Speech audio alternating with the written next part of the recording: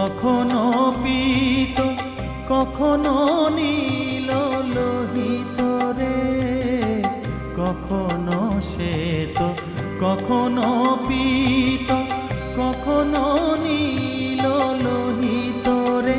মায়ের সে ভাব কেমনে বুঝিতে না পারি, সে ভাব কেমনে বুঝিতে না পারি।